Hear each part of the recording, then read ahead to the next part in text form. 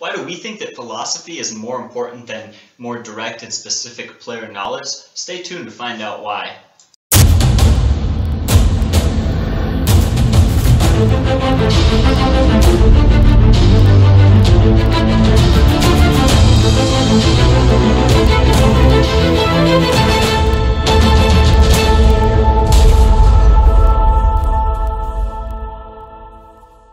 Hi, and welcome to the Fantasy Football Profits kicker ranking video.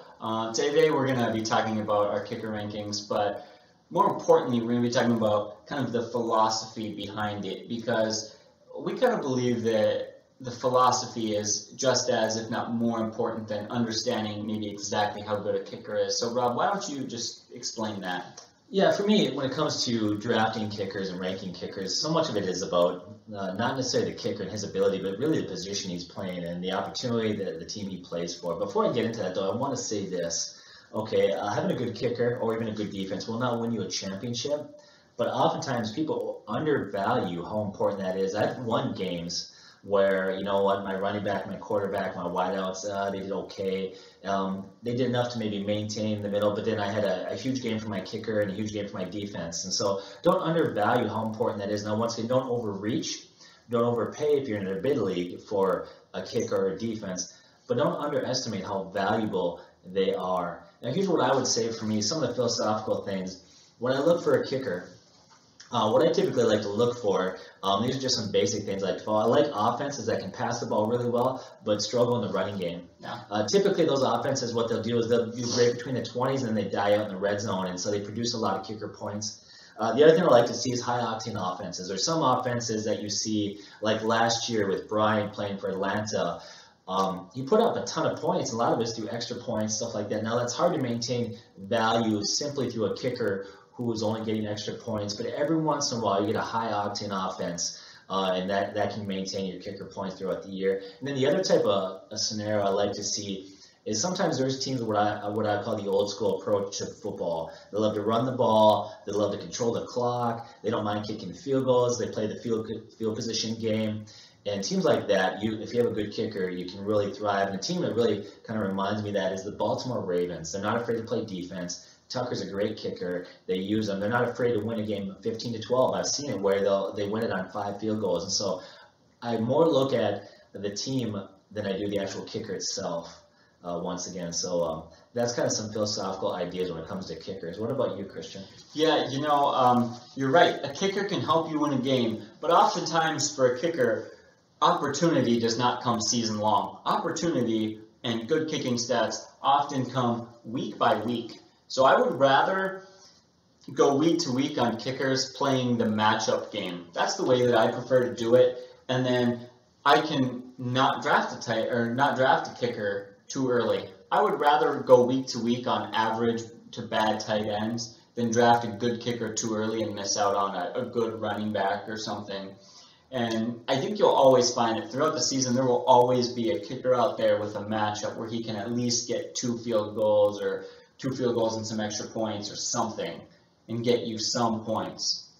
So that's kind of the way that I prefer to do it, is just to hold off on my kickers and go week to week. Like I said, it's one of those positions where any guy can have a good week, and you just got to kind of do some research and think, is offense going to stall a lot? Are they going to score a lot of touchdowns? Are they going to play great defense? Or, how's it going to be? And you kind of have to know your stuff to do that. But I think it is absolutely worth it because it gives me an extra draft pick early, or a little bit earlier, to focus on another position. Yeah, so I would agree with a lot of that. Last year I did something strange for me. Now, typically I won't take a kicker early, although I was in a league. I'm in a keeper league, and we bid for players, and there's a lot going on. But we got to a point where I was late in the round, and I was going to come back about 5 or 6 picks later also. And there was about 5 or 6 wide receivers that fell into kind of that same tier as far as the level where I had them evaluated and where I wanted to take them. And I would have been happy with either any one of those 5 or 6 wide receivers. Well, at that point, we're about 3/4 of the way through the draft, and Stephen Gostkowski was out there. And by a lot of people, he was ranked as the #1 kicker. And so what did I do? Well, what I did is I kind of changed it up a bit. Normally, I take a wideout at this point in the draft, but I figured, you know what? when it comes back around to me, I can get one of those wide receivers that I want, but I can also secure the #1 kicker. And so that's what I did. Sure enough, when it came back to me, I got the wideout I wanted. Plus, I'd secured a good kicker. Now, once again, that comes down to being flexible in your draft strategy. Don't take a kicker early. That's a big mistake.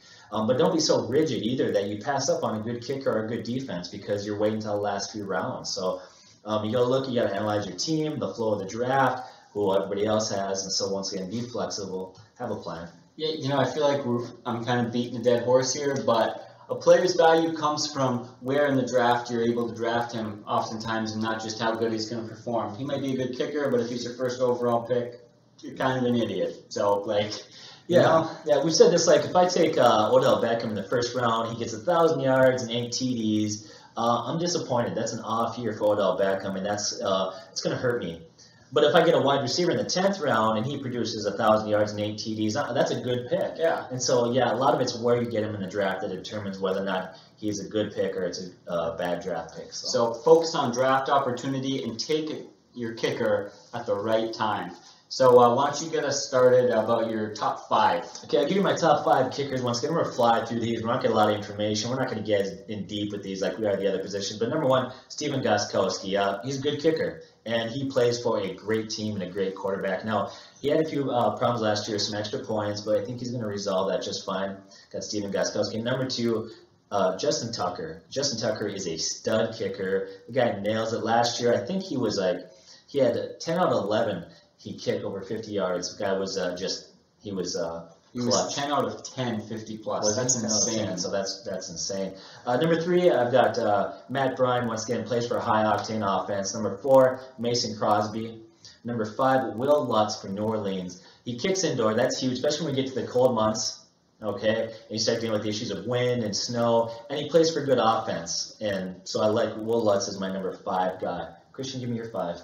All right, my number 1 is Stephen Gostkowski. Like you, I like the guy. He's a good, consistent kicker on a good offense. Number 2 is Tucker. The guy, we talk about quarterbacks with cannons for arms. This is a kicker with a cannon for a leg. He can boot the ball. Like I said, 10 for 10 and 50 plus. That's insane. And one of the things we talk about knowing your scoring system, we're in a league where a 50-plus yard field goal gets you 5 points. That's 50 points in just 50-plus yard field goals. That's a lot of points to get from him from that. So, I just he's so talented, especially on a team that they're fine kicking field goals all day long.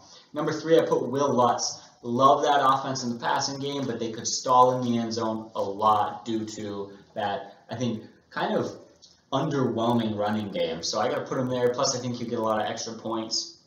For Stephen Hauschka for Buffalo, I think that offense is actually fairly good, and I think he's a very good kicker. So that's kind of just where I put him based on that. However, he doesn't have the biggest leg. He only attempted one 50-plus yard field goal last year, and I think that's because he doesn't have the most power in his leg, but he's a consistent, accurate kicker. And he did make it. So, maybe he'll get more this year and he'll make more. Brandon McManus, Denver, they're fine.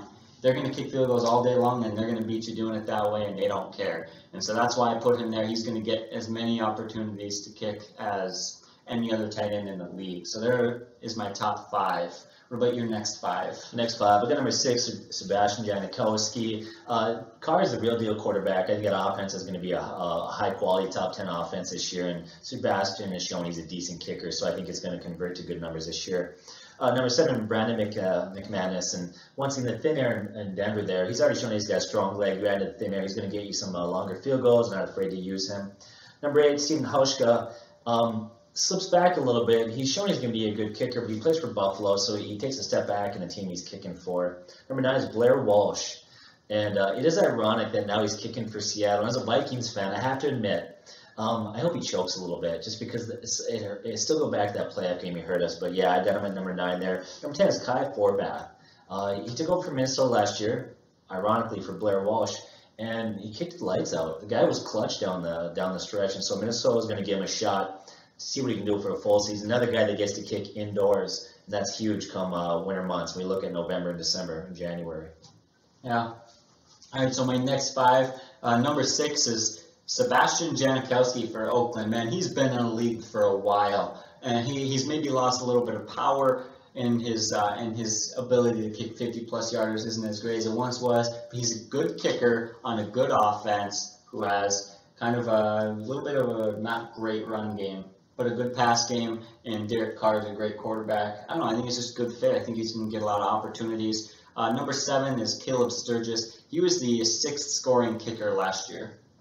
And I think he's going to be right around there this year. That offense is very similar to what it was. As far as talent-wise, they've added a bunch of pieces. And while he might kick a few less field goals, I think he's going to get the opportunity to kick more extra points. And so I think he's going to be right around where he was. 8 is Matt Bryant. Matt Bryant got a lot of his points based off of his 56 made extra points. That's insane.